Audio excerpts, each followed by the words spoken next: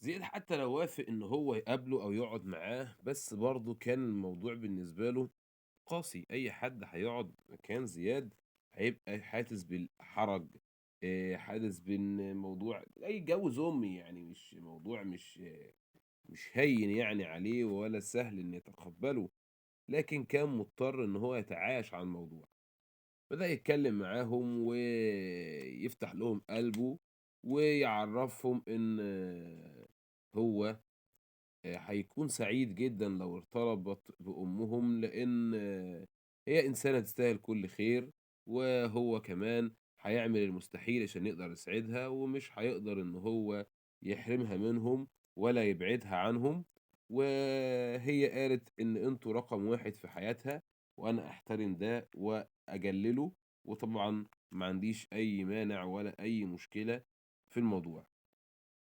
قعد بقى يتكلم وبيحاول إن هو طبعًا يكسب ثقتهم، وإن يقرّب منهم، وإنه على قد ما يقدر يحاول إن هو ما يحسسهمش إن هو بياخد أمهم منهم أو يعمل أي شيء. هم طبعًا بدأوا يتقبلوا الكلام، لكن لازم كل مرّة سلطان يكون ضيف المكان، وييجي علشان يعكّر الصفو ويقلب المزاج. وبالفعل يوصل ويلاقي عربية فهد برّه، ويجن جنونه، وكان متضايق جدًا ومخنوق، وكان لازم يعكّر صفو كل شيء. هنا بقى ما كانش عارف يسوي إيه ولا يعمل إيه معاه علشان خاطر يحاول يخرّجه من حياتهم، غير إن هو يدخل ويبدأ إن هو يقول لهم: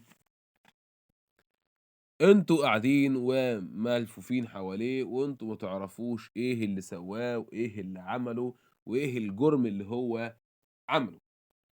لو دلوقتي مرحّبة بيه لمّا أقول لِك على اللي سوّاه مش هتتقبّليه ولا تقعّديه معاكِ، ولا إن هو يحكي لهم إن هو السبب في موت ابنه. كان متجوّز واحدة وأخد الولد من أمه وودّاه عند زوجته، كان بيتعرّض للتعنيف وهو كان ساكت وما بيتكلّمش، والولد اتوفّى بسبب إن هو أخده معاه لموقع العمل لأحد الشركات اللي هو كان بيديرها، والولد سقط من فوق العمارة بعد هواش كبير بينه وبين أحد العمّال، ومات قدّام عينيه. وزوجته التانية طلّقها، والتاني أخدها حبسها ومش بيخلّيها تتحرّك. طبعًا سلطان قال كل شيء، وقال حاجات تخلّيه صورته سيئة جدًا قدّام خولة، اللي كانت مصدومة ومش قادرة تتخيّل إن كل الكلام ده تسمعه عنه. الباشا راح خايب بقى كل الأسرار دي على جنب، وما رضاش يعرّف أي حد بيها، علشان خاطر ما حدّش يعرف تاريخه السيء وماضيه، إن هو كان إنسان سيء. حاول طبعًا فهد يدافع عن نَفْسه ويتكلّم، لكن سلطان كان مش مدّي له فرصة، وكل ما يتكلّم كان يصُدّه ويحاول يورّيه ويعرّيه قدّامها.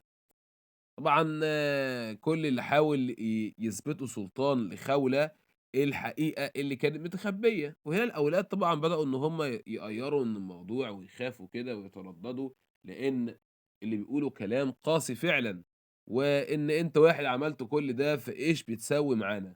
وده كان كلام سلطان، لمّا يعمل كل ده هيعمل معاكم أنتم إيه؟ هنا أقول لها: أنا قايل لِك من البداية إن أنا إنسان سيء، لكن تُبت على كل اللي عملته.